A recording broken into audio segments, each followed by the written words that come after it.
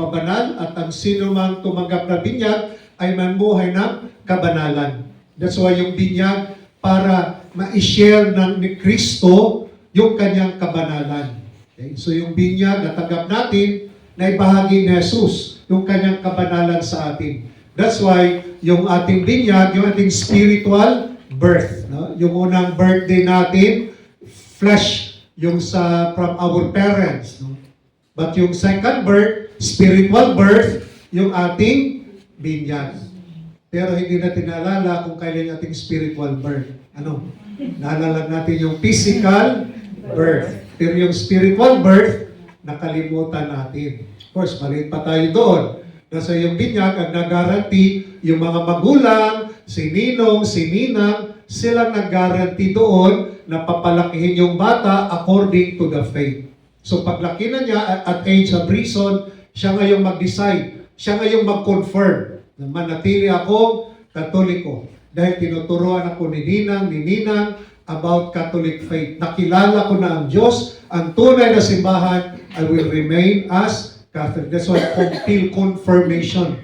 Siya na ngayong mag-decide. Kasi yung bata pa ang nag-decide, magulang yung godparents. That's why ang role ng godparents, pananagutan nyo, no, na kung paano natin pinalaki yung inaanak nyo according to the faith.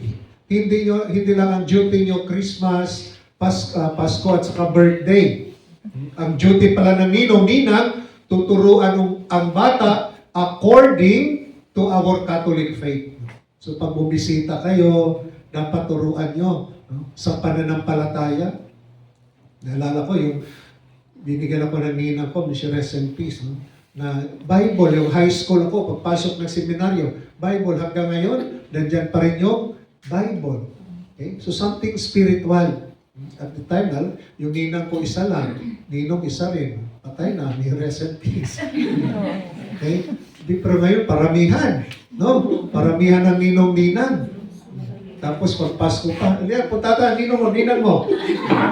Nina, ito na inan mo. Mapagbigay na sa inanak ko. Saan yung pera? Bigay mo. Para nawala na yung spirit doon sa real about ano yung ninang. Okay? Dapat kayo tuturuan nyo.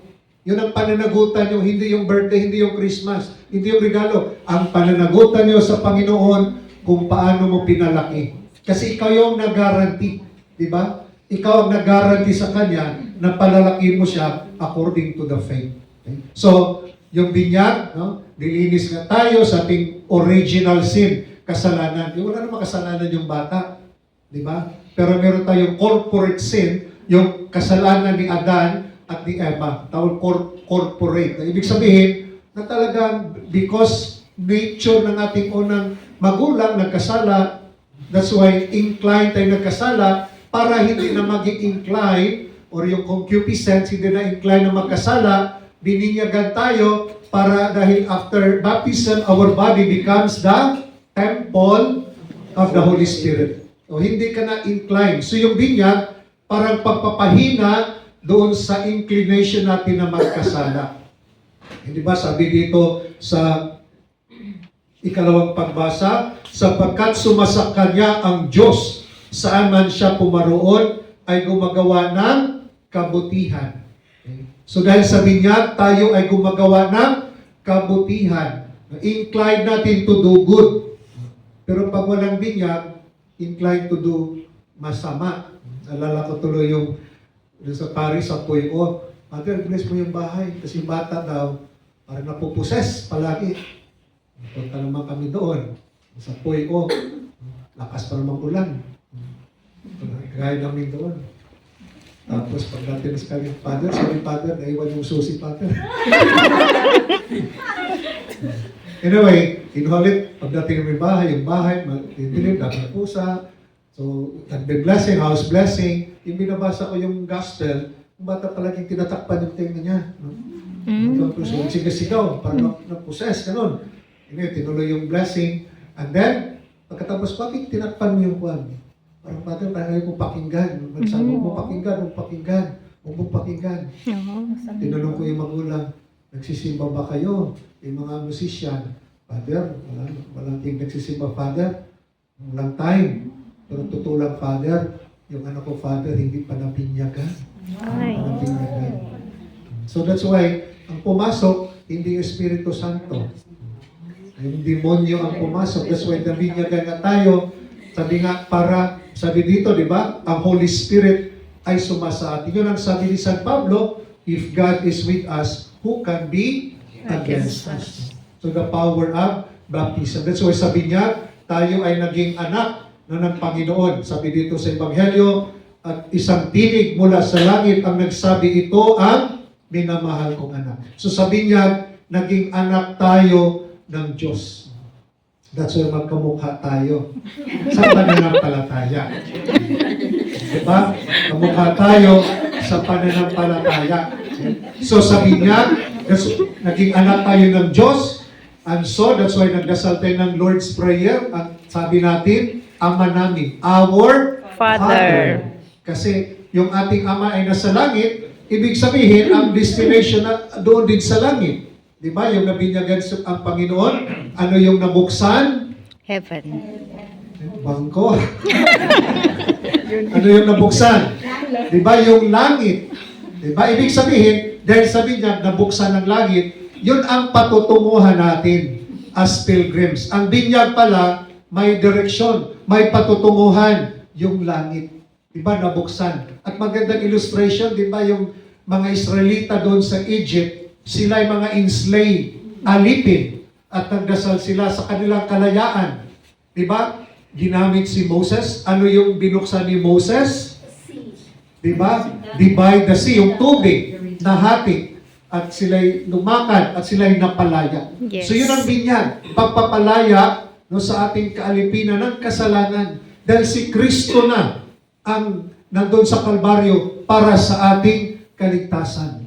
Okay? So yung binyag, napalaya tayo. We become free.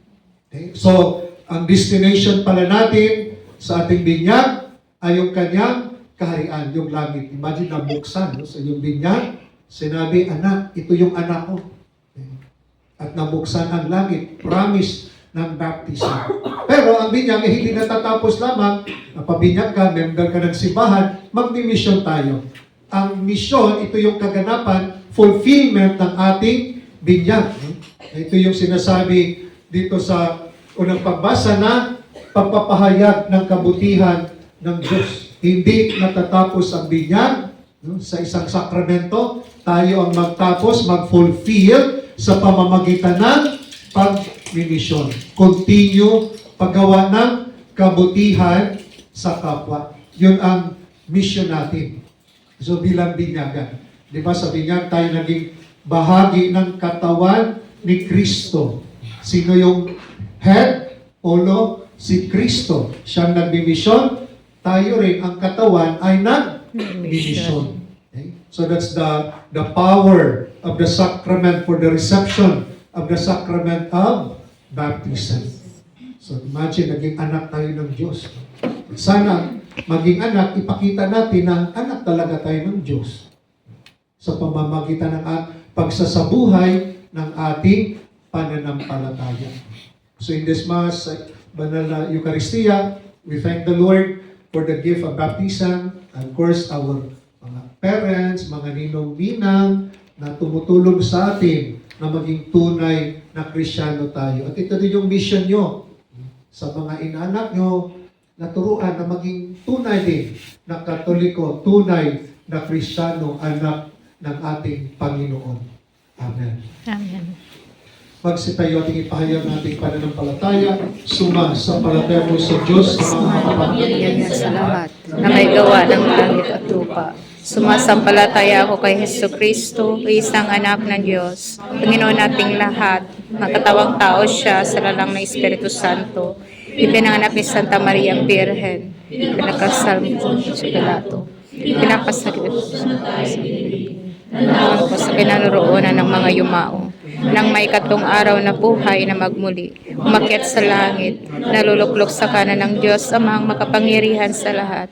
Doon magmumulag, parilito at manghukom sa mabuhay at nangamatay na tao. Sumasampalataya naman ako sa Diyos Espiritu Santo, sa banal na Katolika, sa kasamahan ng mga banal, sa kapatawaran ng mga kasalanan, sa pagkabuhay na muli ng nangamatay na tao, at sa buhay na walang hanggan. Amen. Sa pamagitan ng tubig ng buhay, binigyan tayo muli ng pag-asang mamuhay bilang mga anak ng Diyos.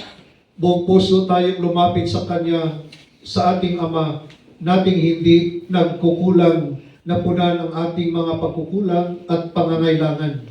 Ating sabihin, Panginoon ng buhay, dinggin mo kami. Panginoon ng buhay, dinggin mo kami.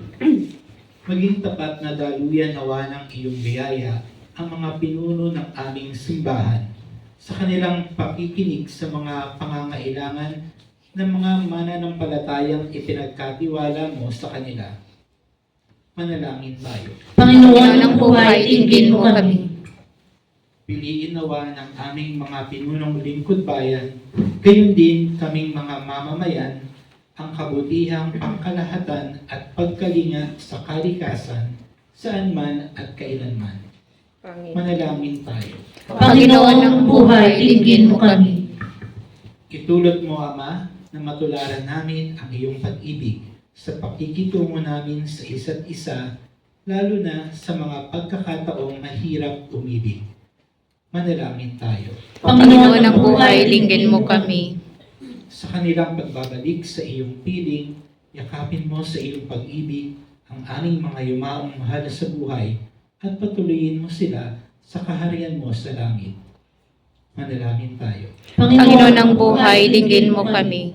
At sa ilang sandali ng katahimikan, ating ipanalangin ang iba pang mga pangangailangan ng ating pamayanan, pati na rin ang ating pansariling kahilingan.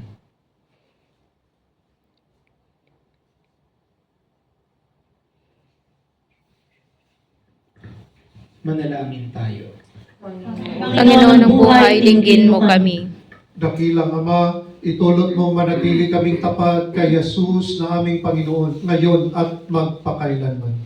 Amen.